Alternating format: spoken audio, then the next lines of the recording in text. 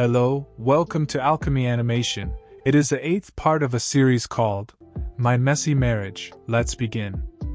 Rin looked towards Seongjin and said, "What are you doing here?" He grabbed her hand and with a crying face he said, "You are okay and so is our baby." She also started to cry. He said, "I'm never going to let go of your hand, Rin, so please don't run away or hide. You are my entire world, so please just stay with me." While saying this he started to hug her. With a crying face she said, "Okay, I would not run, I will stay right by your side, Seongjun." On the outside Soran met Kang. She asked, "Oh my goodness Kang, are you badly hurt?"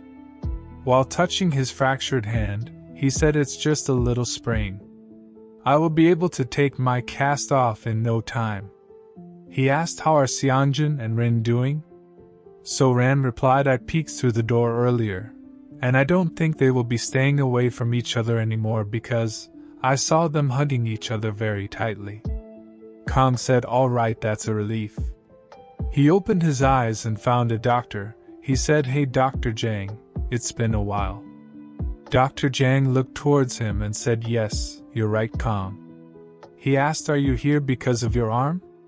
Kang replied, "My friend got admitted here." Doctor said, "Oh, is that right? Is your friend okay?" Kang said, "Yes, she just needs to get some rest." The doctor said, "That's good to hear. I'm glad I have some rounds to make, so I should better head upstairs." Kang replied, "All right, it was nice seeing you." When the doctor left from there, Soran asked, "Who was that?" Kang replied, "He was Grandpa's doctor." Soran said, "Oh really?" He said, "Yes, but I wonder why he looks so flustered." After a while the doctor reached to his patient's room. It was Kang's grandfather. The doctor asked, "How are you feeling?" The grandpa replied, "You know that I don't have a lot of time left. Why are you asking me how I am doing? Focus your attention on people who have a future ahead of them." The doctor said, "Don't say that, I'm trying my best." The grandpa replied, "Well, you are not a god. I will have to go once my time here on earth is up." The doctor was about to say something about Kang, but Grandpa stopped him and said, "I'm going to stop you right there. Do not say a word to Kang." The doctor smiled and said, "Of course not." On the outside of the hospital, Kang asked Soran, "Is Grandpa still not answering his phone?" She replied, "No, he did not answer any of my calls yesterday either." "Do you think something happened to him?" Kang was thinking that it's not uncommon for him to not answer his calls for a couple of days. "But I think something is off after seeing his doctor." He looked towards Soran and said, "Sorry, but could you wait here for a few minutes? There is something I need to check." Soran said, "Okay, you can go ahead." He came out of the car and at the reception he said, "Excuse me, is there a patient named Myung Baek staying here?" The receptionist said, "Just a moment, sir. I will take a look." After searching it, she said, "I'm sorry, but we don't have anyone here by that name." Kang was thinking that if he is staying in the VIP ward, then his name is probably not in the system. So he reached to the VIP ward and his access was confirmed. He registered himself as Rin Guardian. He was looking towards the door and thinking that of course the doors are all closed. I can't just go knocking on every single one of them since that would be invasive. So should I just sit here and wait until I can check who is in each room? Who knows how long that will take? But then suddenly Kang felt something, so he looked back. On the other side, Jin Sung's mother was talking to the doctor. She asked what Kang was there. "Did you get caught?" The doctor replied, "No, I don't think so for now," and Mr. Baek doesn't seem to want to tell him either. At the night, Soran and Kang reached to the grandpa house. Soran asked, "Is Grandpa really sick?" He said, "No, I just have this feeling, but we should at least check." Jin Sang's mother said, "Kang catch his own quickly. You know that things will get complicated if he intervenes, right?" At the house, he suddenly opened the door of the house and he found that his grandpa was sitting there. The grandpa said, "Goodness, you should knock first." He asked, "What happened to your arm?" Kang replied, I fell. The grandpa said, you should have been more careful. With a smile, Soran said, hello grandpa, how has your health been? The grandpa replied, it's great thanks to you. You're always looking after me, my dear Soran. Both of them were sitting in front of the grandpa. Kang said, are you sure you're okay? The grandpa said, yes, I'm telling you. Why wouldn't you believe me? Can't you see that my wrinkles are smoothed out? Kang said, you should check your phone more often. Where did you put it? With a sweaty face, grandpa said, I'm not sure, maybe I left it in the bathroom. Soran said, Kang got worried and called you several times, and me too. With a bright smile, grandpa said, well, if my beautiful granddaughter-in-law calls me, I should better pick up. I will be more mindful from now on, Soran. With a serious look, Kang said, what about my calls? Grandpa replied, your calls? You always sound irritated, so I don't want to answer them. After hearing this, Kang stood up and said we should get going. Soran asked, are we going already? The grandpa said, that's Kang for you. He says what he wants to say and then leaves. When they stood up and about to leave, the grandpa said, all right, Soran. It's your birthday soon, isn't it? She said, yes, grandpa. In a whispering way, grandpa said, can you come see me that day? Please come alone without Kang. There is something I want to show you. Both of them were confused. Kang said, I can hear you. When they were leaving, Soran asked, are you okay with me going to see grandpa alone that day? Kang replied, yes, if that's what you want. Outside of the door, the assistant were sitting. He called Jin-sung's mother instantly when he saw that they were living. He said, Mrs. Park, Kang doesn't suspect anything. Jin-sung's mother said, good. Dr. Jang is doing a fabulous job. I love that he's quick on his feet. And the old man is doing exactly what I want him to do. Inside the room, grandpa was suffering from the pain. Then Jin-sung's mother said, all right, I have to go now, and then she cut the call. In lift, she called someone. The person asked, how are you? She said, I have been well, of course. She said, you know those buildings you told me about? They are still on the market, right? The person said yes. She said, keep them on hold and make sure no one buys them because I'm going to buy them up. The person asked, from which money you are going to buy them? She said, with what money, you ask? Well, you are talking to a soon-to-be a very rich woman. And then she laughed in a demonic voice. With scary expression, she said, the old man is going to kick the bucket soon. On the other day, Sunbae was sitting with Soran and her friend. In a confused and surprised state, he asked, what? That's impossible. Soran's friend said, which part?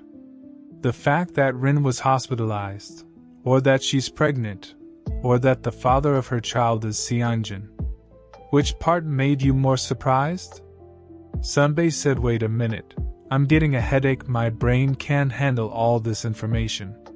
He asked, how did Rin and Soran's brother meet? It just doesn't make any sense. Soran's friend said, I understand. I was also shocked when I first heard about it. Soran was drinking a drink.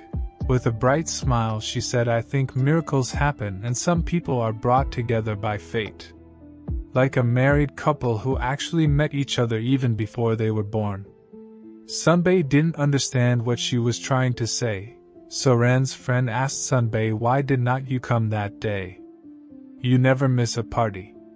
Soran said, yes, a lot of people were looking for you. Sunbae said, oh well, I've been busy getting ready to throw someone in jail. Earlier, Sunbae met his old friend. He said, hey Prosecutor Han. It's been a while, you are early. The woman said, why did you ask to see me? He said, oh come on, don't be so cold. Let's catch up a little. The woman said, I am busy. Sunbae said, I heard you did an excellent job during your time at the Busan District Prosecutor's Office. I decided to call after finding out you should relocate it to Seoul. The woman said, get to the point. He sat down on the chair and said, I have some important information to share. She said, I don't do deals. He replied, I'm not asking for a deal. You just have to keep doing your job. She looked towards him and then he said, You are currently looking into Japan Corporation, right? The woman said yes, but why are you talking about that? He said, Did you know that the CEO of that corporation, Hyun Park, has an older sister and a younger brother? And that his younger brother, Hooman Park, is doing some shady things with many of their businesses. And I plan on taking him down, so I can give you a chance to indict Hyun Park in the process? The woman took out her specs and said, Why are you doing all this? You are not usually one to fight for justice. With a smile he said, Because he bumped into my car. If someone gets on my bad side, I make sure to give them hell. After hearing the reason, she went quiet for a moment, and then she laughs. She said, That's very you. He said, Wait, I've never seen you laugh before. She said, Be quiet. She asked, So is there something else you can share with me? He replied, Yes, of course. I've got a lot of info, you know how knowledgeable I am. He started to explaining and telling her all of the information he knows. She was looking at him and he was looking very attractive to her. After a while she said, You are clueless. He asked, What? She said, Ever since college, even until now, you have always been absolute clueless. And after their conversation, he came out at the parking lot. He was thinking that, how am I clueless? How could she said that about me? He sit on his car and still thinking that it's absurd. Han has always been a bit of mystery. But then he noticed that Kang and Soran were standing outside. He said, It's Soran and Kang. He was thinking that I am heartbroken that you are in a fake marriage with Kang Soran. But when I see the two of you smiling together, I can't help but feel happy too. But then suddenly he came back to his mind and thinking that, Come on Sunbae, get a grip, you saw the contract. They are just putting on an act. But then he again looked towards them and thinking that, but how can that smile be fake? However, if it were real, I should have been totally happy for them and cheered them on. But then suddenly he realized something and thinking that, do I actually have feelings for Soran? Why am I happy to see her with someone else? And then he remembered the earlier conversation when that woman said he is clueless. He was thinking that, am I one of those people who is totally oblivious to their surroundings? At the current time at Jin Sung's house, his father was saying that, Where have you been? You always go out without telling me. His wife said, It's none of your business. He asked, What? How is that none of my business? Last I checked we were married. Did you talk to your brother about funding my company? The woman was drinking some water and said, He's struggling right now too. He said, So talk to him and make him understand. Do you want us to end up on the streets? With a fierce look the woman looked towards him and said, You are making it sound like you are the one who has been providing for us all these years. Every time your company was in danger of shutting down, I'm the one who saved it. The men don't have anything to say after hearing this. She put down the glass and said, We are not going under because I'm going to grow our business exponentially. I'm going to grow it and give it to Jin Sang. Their daughter said, Wait, everything is going to Jin Sang? What about me? Her mother said, Hey, shut up. I will set you up with a nice family, so focus on getting married. Her daughter said, No thanks, and you can't just give everything to Jin Sang. That's not how inheritance works. Her mother asked, What did you say? The girl replied, Ever heard of people suing for their legal reserve of inheritance? In an anger the woman said, You brat, are you saying you are going to sue your own family? With a cold look the girl replied, Maybe yes, I take after you more than you think, mother.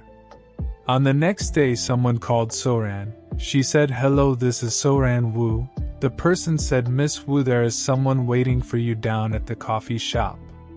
She asked, Someone is waiting for me. The person said she says she doesn't want to bother you, so she will wait until you get off work. Soran said, Okay, I will be right down. She came out and wondering that who can it be? She found that it was Jin Sung's sister. She was sitting at the cafe. After seeing Soran, she said, "Long time no see, Yoni." Soran asked, "What are you doing here?" The girl replied, "Hey, it looks like you are nervous to see me. Just relax, I'm not here to cause a scene like my mom or my brother." Soran didn't understand anything. The girl said, "I'm here as a client. I figured I should speak with a lawyer since I know one." Soran asked, "Are you in legal trouble?" The girl laughed and said, "No, but I'm going to make trouble for my family." Sounds pretty ridiculous, huh? That's our family for you, Mom, Dad, Jin Sang and me. We are all pretty bananas. Soran was thinking that I always thought Jinhee was normal compared to the rest. The girl said, "Yoni, I'm not sure if you are aware, but you know how Jin Sang cheated on you multiple times when you guys were together? It is my mom who paid all of those women to seduce him." After hearing this in a surprised state, Soran asked, "What?" Soran said, "Hey Jinhee, I'm not quite following, but your mother asked me to take back Jin Sang." The girl replied, "Oh, that's because she did not want to see her son broken and in pain, and because she wanted to be a good mom. That's why she acted like she wanted you guys to be together. But secretly she was kept trying to break you guys up." Soran was all shocked. She was thinking that I can't believe it. How could someone do something like that? I knew there was something off about her, but I had no idea she was this awful. Soran said, "How did you find out?" The girl replied, "I overheard her. She was talking to someone on the phone, and she's always on the phone these days too. I think she is trying to figure out a loophole so that she doesn't have to pay taxes on the money she plans to give Jin Sang." In a scary way, the girl said, "I'm going to keep track of all the skeletons in her closet and then take her down with a single blow. That's when I will need your help, Yoni." With a sweaty face, Soran was thinking that Jinhee is scary too. What is wrong with this family? The girl said, "Give me your business card, I will call you." Soran gave her a card and said, "Okay, take care." When the girl left, Soran was sitting there and thinking that, if I had married Jin Sang, then my life will be all blunder. With a shivering, she was thinking that I am so glad that Kang is in my life. On the other side, Sunbae was sitting with Han. He said, "So Prosecutor Han, how is work going?" She replied, "There was nothing I could find on Park's company. Everything looked clean, almost strangely so." She looked towards him and said, "But I can tell that the companies surrounding it had been carefully coordinated to act as a smokescreen. It is as if someone planned for it to be that way." On the other side at the office, Mr. Park were calling her sister. He said, "Nuna, it's me." With a tensed face, he said, "Please put a pause on the things you are working on right now. The prosecutor's office has begun poking around my company."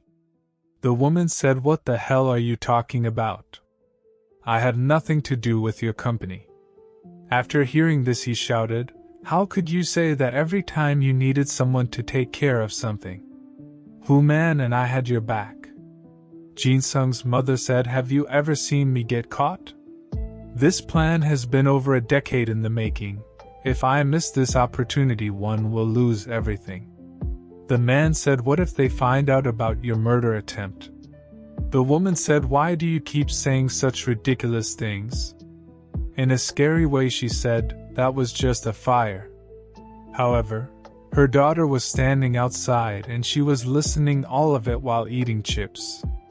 The woman said, "If you're going to keep talking nonsense, I'm going to hang up." At Soran and Kang's house, Soran asked, "Are you sure you will be okay by yourself?" Kang replied, "It's just a simple checkup, don't worry." "And what about you?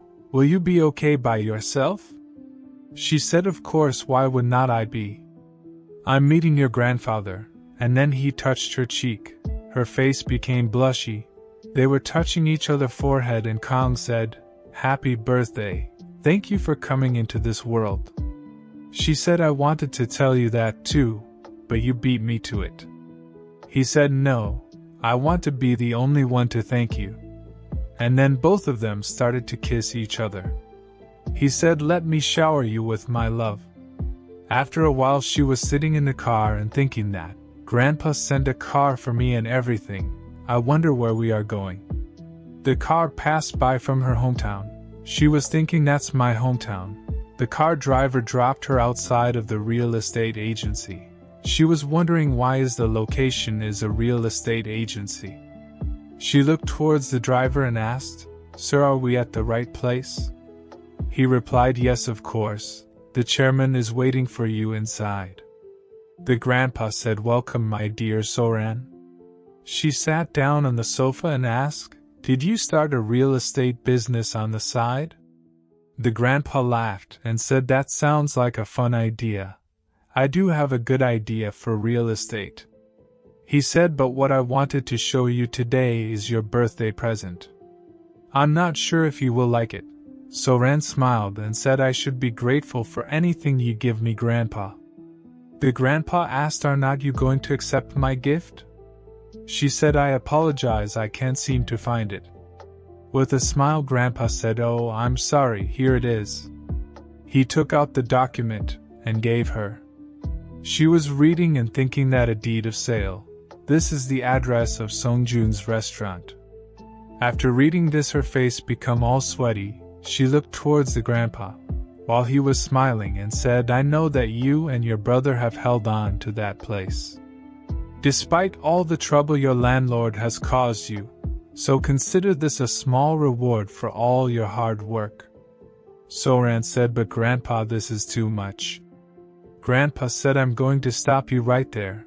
This was one of the things on my bucket list, or whatever people call it, so I would not take no for an answer. I hope you will be able to cherish all the memories that you and Seongjin worked so hard to preserve. She was looking at him and remembering her old past days, and all of the memory from her childhood to when she was going to school, and then the day when the fire broke out, and then again when the restaurant was renovated. The tears were coming out of her eyes. She said, oh my, I will cherish this. I will cherish them for years to come. The grandpa was looking at her and thinking that yes, there is a talk of redeveloping this area. So the price has gone up. The building's landlord is a consignment company, but they don't really take care of the property. Earlier he was talking to his worker. He said it sounds like they are a company that makes money by selling buildings. The woman replied, I think so, and it also seems like their CEO is CEO in name only. After a while he called someone and said, I am sorry, Miss Kim, I am about to ask you to run background check on someone. The person said, there's no need to apologize, sir. This is nothing compared to what you have done for me. That person told him that. It turns out the CEO of the consignment company is employed at another firm, and it's a landscaping company, which is really random. The CEO of that landscaping company is Human Park. On the other side, Sunbae was talking to Miss Han. He said, yes, I found out that Human Park is messing with real estate properties, but his company doesn't seem to have any income streams, so I wonder where he is getting the funds. With a great smile he said, just where could the money be coming from? I'm dying to know. Miss Han was holding a paper in her hand and said, well, I'm not, because the answer is obvious. After a few days at Kang House, Rin and Seongjin was standing at the parking lot. Rin was grabbing Seongjin's hand and said, give me my bag, I will carry it. With a smile he said, it's okay, I can carry both. She said, oh gosh, you are such a gentleman. With a serious look, Kang was looking at them, because he was not expecting Rin's that behavior. Because she's always serious, Rin looked towards him and shouted, Kang, why are you there scowling and all? If you show us getting out of the car, you should have run over here and offered to carry our bags. With a smile, Kang was thinking that there is the Rin I know. It's good to see you being yourself. Rin said, oh gross, stop smiling. At the dining table, all four of them were sitting together. Rin said, we found out the gender, Yolma is a boy. With a smile, Soran said, wow, Prince, I have been thinking about what I should get you. I will choose something that's for a baby boy. Kang looked towards them and said, what about the contract? Rin said you invited us over on the weekend just to talk about work. But whatever, the contract, it's all been finalized. Soran looked towards Kang and asked, what contract are you talking about? Seongjin and Rin was smiling. Rin said Beyond the Table has decided to partner with my dear Seongjin's online cooking channel. In a surprised state, Soran asked, what, you have a cooking channel, brother? Kang was looking towards them with a serious look. Seongjin said, I was too embarrassed to tell you. Rin was looking towards Kang and said, is there something that's bothering you about this conversation? Why are you making that face? Kang said, you said my dear. Technically a lot of people use my dear as a term of endearment. But right now, you used it to emphasize the fact that Seongjin is your fiancé. And when it comes to Seongjin, I have priority over you. Seongjin looked towards Kang and asked, you do?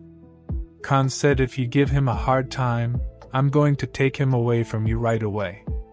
Rin said, shut up, what kind of ridiculous rule is that?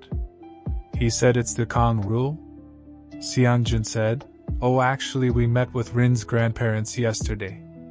Soran said, really, what did they say? At the grandparents' house, both of them agreed and said, yes, our blessing is with you, and how can we help you? After hearing this with a happy face, Soran said, that's very good. Rin was thinking that if my parents say no, then we can just leave them and get married. Kang said, don't worry about your parents disapproving of your relationship. You already have way more people who are on your side. After hearing this, Rin said, thank you. Kang said, what? I can't hear you. She again said, thank you, but with a serious face he again said, I can't hear you. She shouted, thank you, okay. Soran was trying to calm both of them, but he again said, I can't hear you. She said, do I have to pierce your eardrums? Both Seongjin and Rin was looking very happy. On the other side, Kang and Soran was also very happy together. Soran was thinking that since the day I decided to marry Kang, every day has been filled with happy moments. Mr. and Mrs. Baek, I hope you are watching from heaven.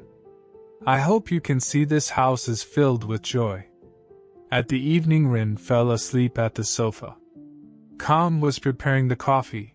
On the outside, Soran and Seongjin was sitting together. He said, Soran, you look happy.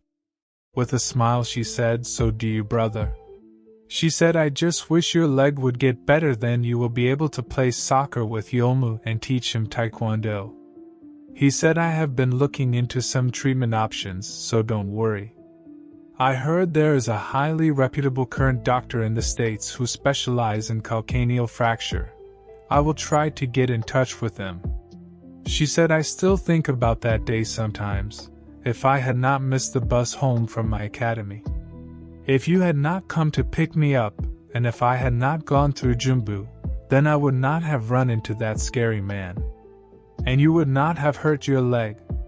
With a smile he came towards her and said, well, I'm actually glad that it happened. You reported a fire at a construction site that day as you were walking past Jumbu. And thanks to that, you saved the life of a middle school kid. I'm sure that kid is still grateful that you called the fire department that day. Kang was standing behind them. He was listening all of it. Seongjin said they are probably all grown up by now and maybe they have built a happy family with someone. Kang's heart was beating very fast after hearing this. He asked, when was that? Both of them looked towards him. He again asked, the fire in the abandoned warehouse in Jumbu. When was that exactly? They said it happened 17 years ago. At that time Soran was coming home from the academy. She was thinking that, oh no, it looks like it's going to rain. You can never trust the weather forecast.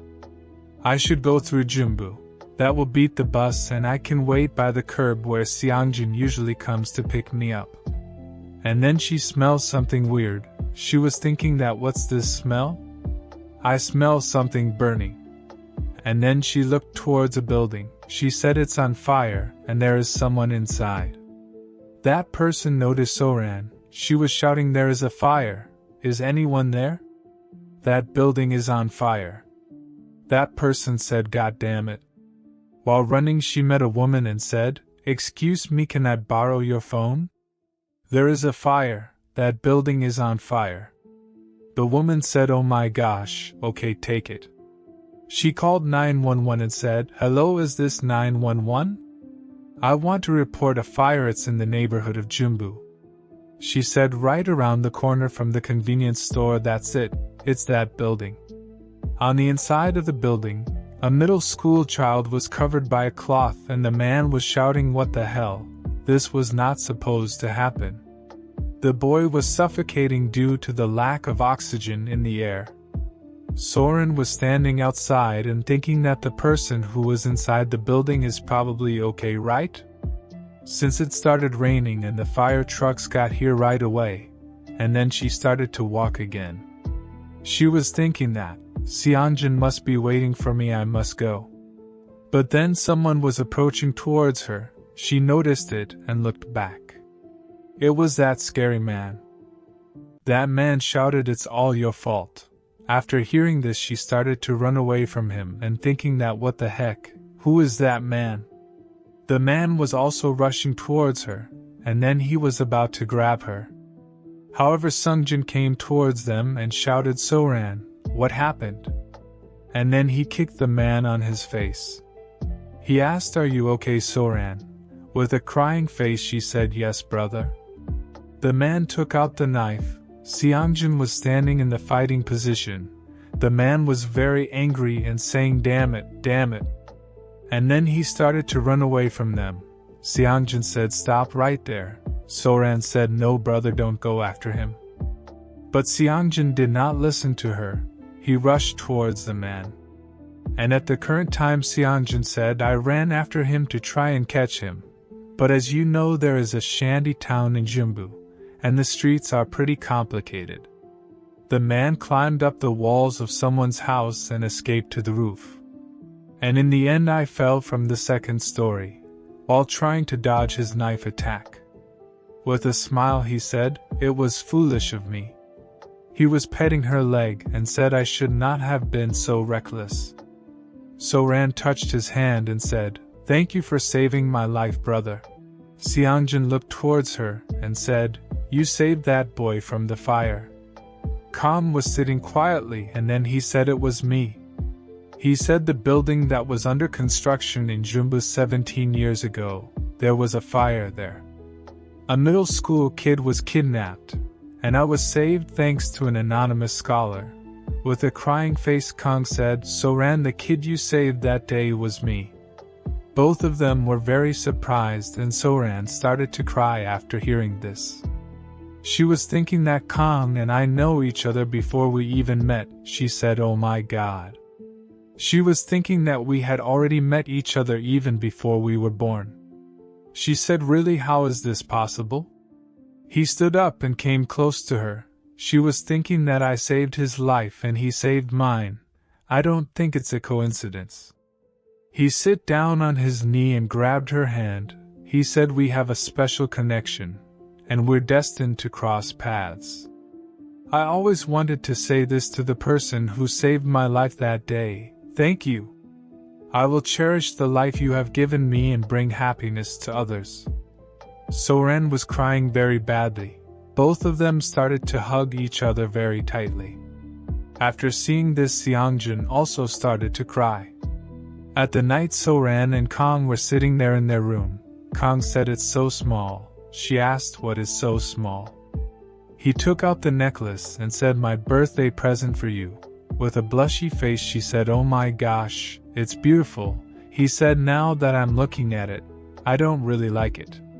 She said, but why? It's gorgeous. He said, our grandpa bought you a building, and a necklace doesn't compare to it. She said, no, just because the gift is expensive doesn't mean it's better. He said, this is expensive too. She said, right, the necklace is expensive as well, but... he said, but it's nothing compared to the building.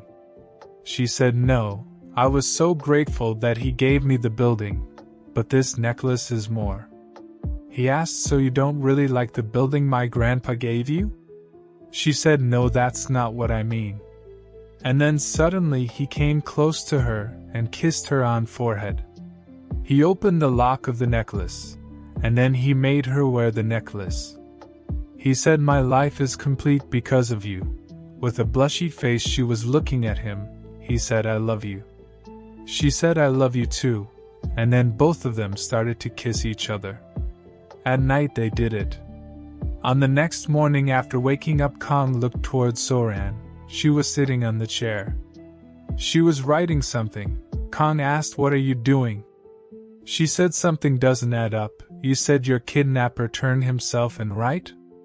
Kang replied yes. He gave a statement saying he had attempted suicide because he was unhappy with his life, and decided to kidnap me when he saw me because he wanted to have someone there with him when he drew his last breath.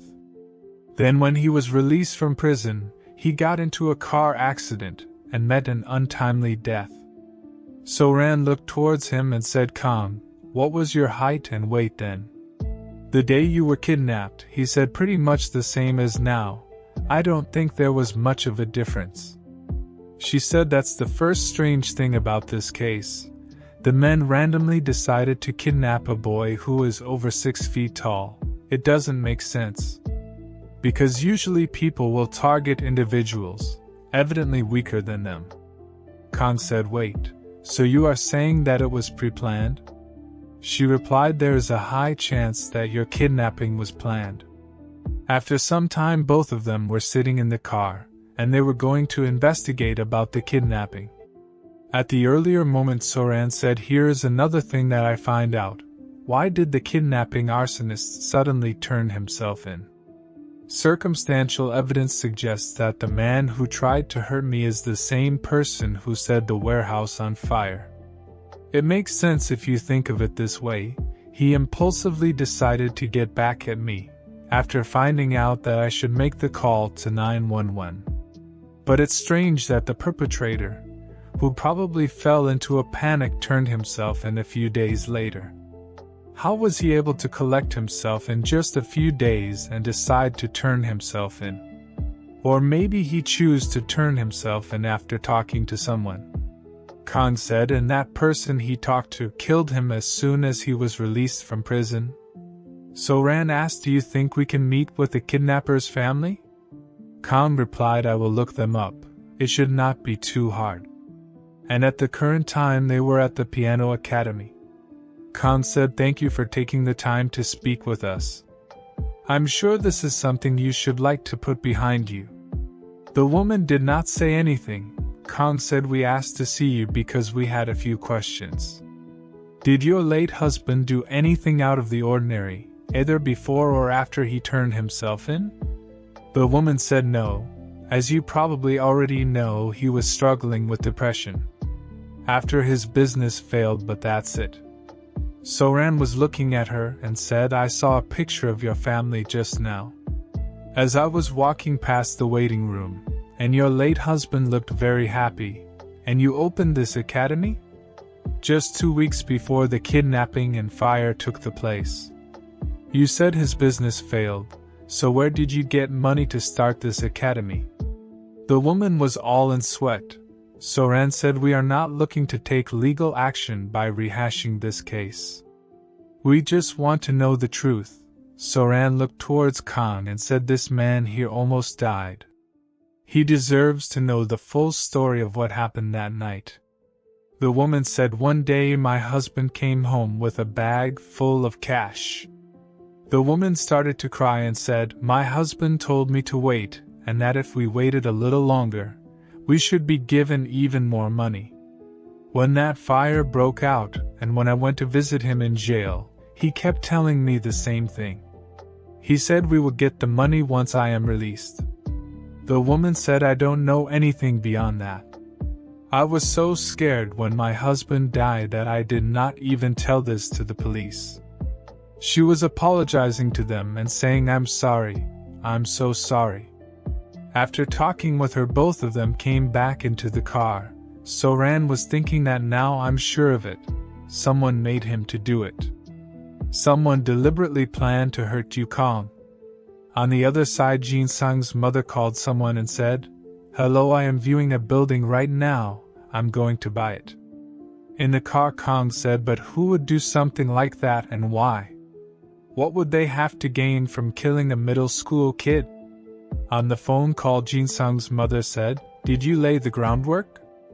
So-ran said, "There must be someone out there who would benefit from your death." And then Jin Sung's mother said, "Carry out the plan." And then her workers burned someone's house. It was completely in the fire. On the next day at the grandpa's house, his phone was ringing.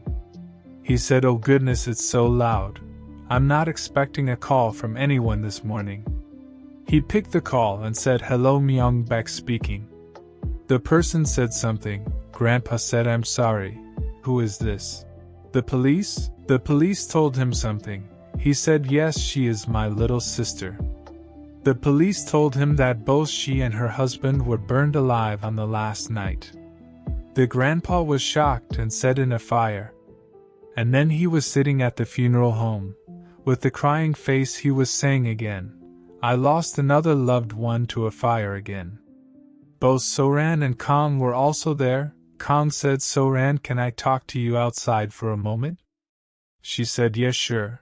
Both of them came outside and Kong said, "Her old refrigerator exploded." It's an issue that's been occasionally mentioned in the news for a few years now.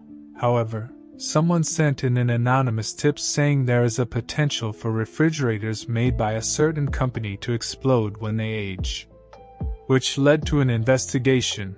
I don't remember the details because it was not really a topic I was interested in. But I think a few minor explosions actually occurred. So-ran was thinking about it. Kong said, "My late great-aunt did not have any children, and she would have received a large share of Grandpa's inheritance." After hearing this, So-ran realized something and thinking that, "Wait, there is no way." She said, "And what if you were out of the picture right now?" Kong said, "Then all of Grandpa's inheritance would go to Jin Sung's family." Heartbeat of both of them increases rapidly while saying this. So-ran was thinking that the fire that took the lives of Kang's parents, the kidnapping, the fire that broke out in Seonjin's restaurant, and now the death of Kang's great-aunt. Kong said, "Hyejul Park, it's her doing." At the funeral home, both Jin Sung's father and mother were sitting there. They said, "My goodness, Chairman Baek. I'm sorry for your loss." With fake tears, the devil women said, "Your sister was a kind soul who did so much good in the world. I'm sure she's in a better place now." The grandpa was listening all of this, and then he said, "You are right. Thank you for your condolences." She looked downwards and then smiled a bit. On the outside, Kong was saying that she also has connections to a few politicians.